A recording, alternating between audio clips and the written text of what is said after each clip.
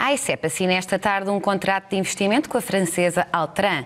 A empresa de consultoria vai criar 120 postos de trabalho no Conselho do Fundão. O investimento é de 7 milhões de euros.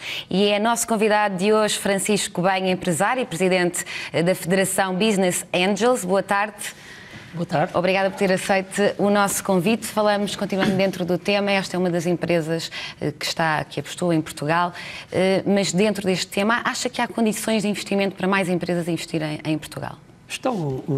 Boa tarde, em primeiro lugar, o meu agradecimento ao convite que me fizeram para estar aqui presente. Nós é que agradecemos. Naturalmente que, com base nos argumentos que os responsáveis da Altran comunicaram, que levaram ao investimento em Portugal, eu acredito que há todas as condições, porque eles revelaram que investiram em Portugal por força da qualidade de vida dos portugueses, pela qualidade das universidades e formação profissional existente e também da cultura que nós temos de adaptação a outros países e a outras realidades. Ora, isso é algo que nós temos vindo na nossa área de atividade, nomeadamente na atividade do financiamento de novos negócios, a comunicar isso ao mercado. Há aqui um foco de interesse que é para o Conselho do Fundão. Sim, muito, pois. Isso tem a ver também com a questão da proximidade, com os investimentos de base local, que tanto podem ter esta vertente da tecnologia, como pode ser também ao nível do comércio local, porque, contrariamente àquilo que seria uma expectativa, o novo programa de crescimento, emprego e fomento industrial, lançado recentemente pelo Governo, nomeadamente pelo Ministério da Economia, não fala sobre a importância do comércio, quando ele, por exemplo, representa em Portugal cerca de 15 mil milhões de euros, 9% do PIB, e tem uma taxa de empregabilidade muito grande. E, portanto, há estes contrastes que convém, de alguma forma, limar um pouco mais. Então, o Governo deveria não só reformular, e que mais é que o Governo devia fazer para incentivar o investimento, quer estrangeiro, quer das próprias empresas portuguesas também em Portugal?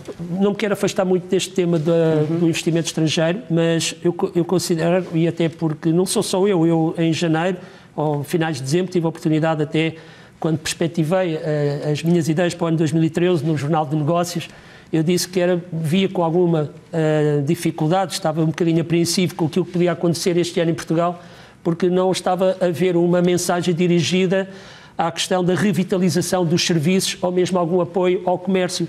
E agora, a semana passada, esteve em Portugal o antigo Prémio Nobel da Economia de 2010 e foi o próprio a dizer que, em alturas de recessão, o Governo tem que dar uma particular atenção às empresas que naturalmente têm mais emprego ou que mantêm mais postos de trabalho.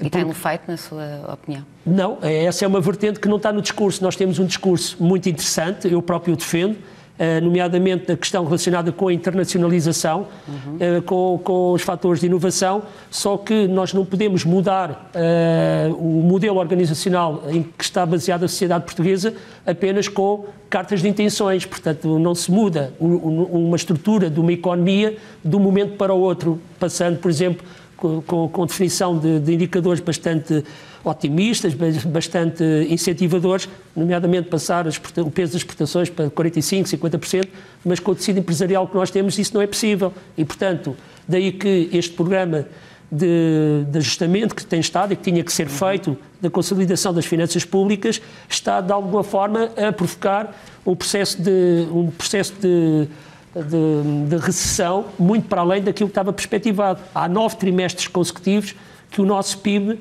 desce.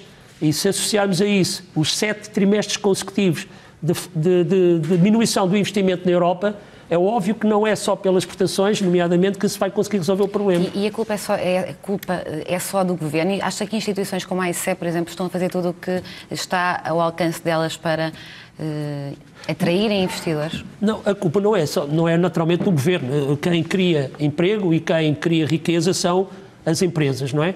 E penso que se há determinados... Mas é preciso arranjar...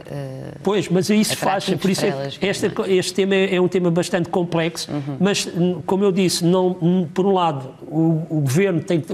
Eu, para especificar em particular, o ministro, o ex-Prémio Nobel da Economia, o professor de Chipre, disse inclusivamente, Pissarides, disse inclusivamente que, nestas alturas, até, porque não, subsidiar o próprio emprego, os salários, uma parte dos salários serem subsidiados para que se mantenham os postos de trabalho, para que as pessoas possam consumir, para que a seguir ao consumo venha comércio e venha indústria.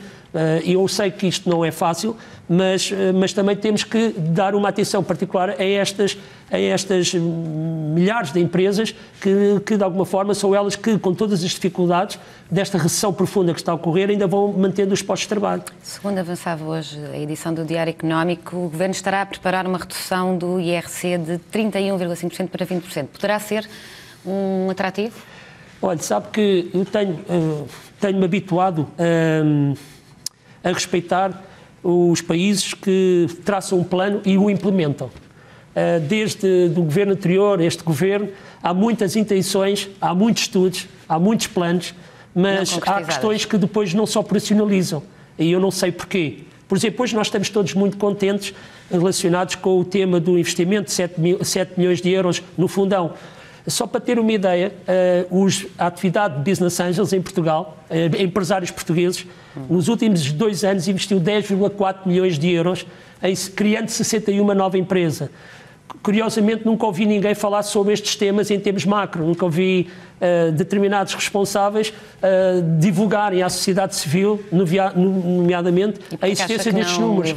Diga? Porquê é que acha que isso não... Eu não sei. Muitas vezes não se divulga, não é porque não se pretenda divulgar, muitas vezes até o próprio desconhecimento da existência dos programas que estão ao dispor de todos nós. Agora, se nós não divulgarmos os nossos produtos, nós não divulgarmos os nossos serviços, o mercado não tem conhecimento dos mesmos e aí há dificuldades. Por exemplo, hoje o investimento de 7 milhões de euros foi colocado nos escaparates na generalidade dos mídias e, portanto, tem um efeito de demonstração extremamente interessante.